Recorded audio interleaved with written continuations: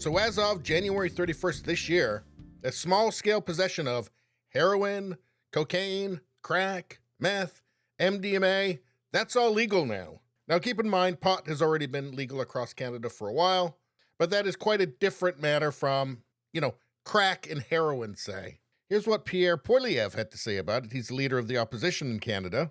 Decriminalization has been in place in BC now since about 2017. In reality, the results are in. The debate is over. It has been a disaster, an absolute abject failure. You not only need to take a walk down the streets of East Vancouver, where addicts lay face first on the pavement, where people are living permanently in tents and encampments, but you just need to look at the data. A 300% increase in drug overdose deaths in British Columbia since Trudeau took office 8 years ago. The Trudeau NDP approach is on open display in Vancouver. It is a complete disaster. It is hell on earth. We're going to reverse that policy, and we're going to replace it with recovery and treatment. That's what works. And again, the debate is over on that as well. In Alberta, they doubled the number of treatment beds from 4,000 to 8,000, and they've cut in half the number of overdoses. We need to save our brothers, our sisters, our neighbors, our friends from the scourge of drug addiction, and a Poilievre government will make sure there is treatment and recovery to do that. Thank you very much. So we mentioned there that essentially hard drugs have been decriminalized in small amounts since 2017. And that's from police just simply not enforcing the rules. That's something that people in a lot of American cities will recognize.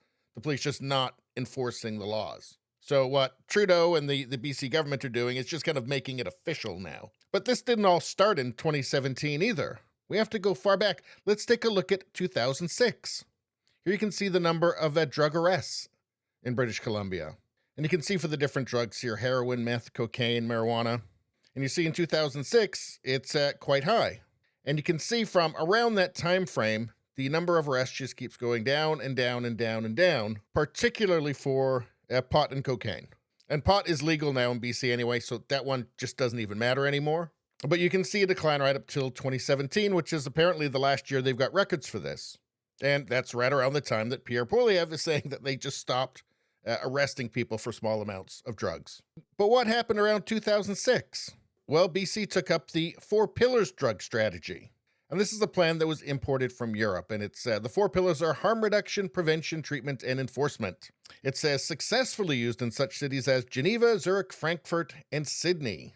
Now, we're not going to take a deep dive into those cities. We're only going to talk about Vancouver in this one.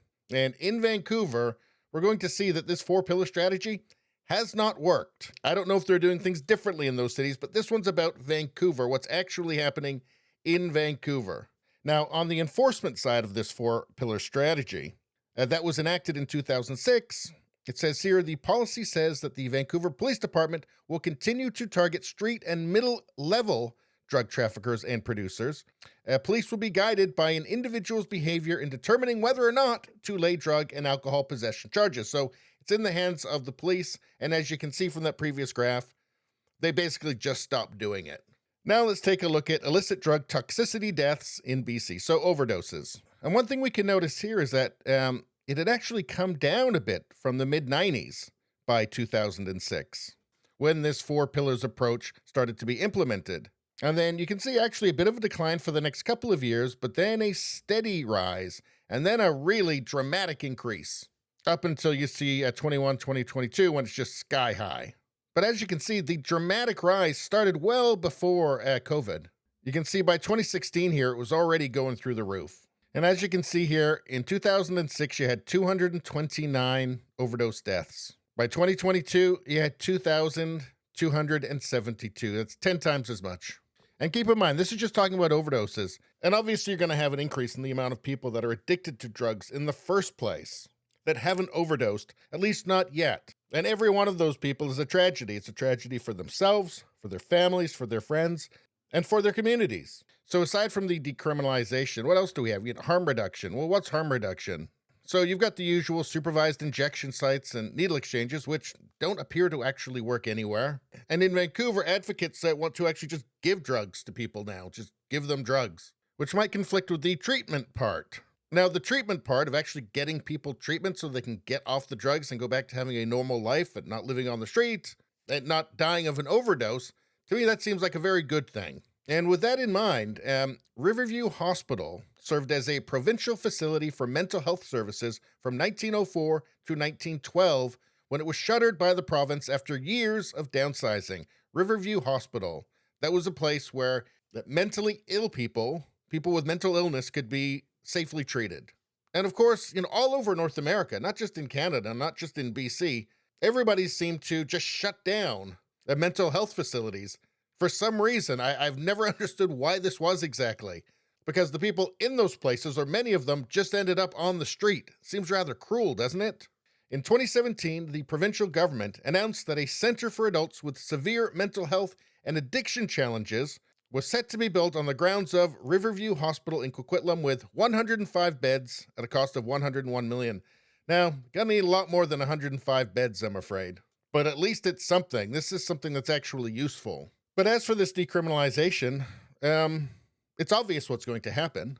These insane, shameful numbers are going to get worse, obviously. I mean, it's obvious, right? Here's the reduction in drug arrests. Here's the increase in deaths. I mean, it seems like if anybody really cared about the problem, they might have noticed this. It's obvious at this point that everything they've done in BC, particularly in Vancouver, has failed. This 4 pillars drug strategy has failed. It's going on almost 2 decades now. You've got the data. They're doing something wrong. And perhaps the answer is that there really is no great answer. There is no perfect solution. There's no utopian solution to this. The solutions may just be bad or less bad. It just seems obvious that, pursuing the same strategy for 20 years, only a more extreme version of that strategy that has been a disaster. I don't know, it makes you feel like the elected leaders, especially Trudeau, have no idea what they're doing. And in fact, they don't even care. As long as they can say that it's progressive, which, maybe doesn't mean what they think it means. Anyway, please subscribe, like, and share. Sharing really helps me out. I thank you for that. I will see you next time.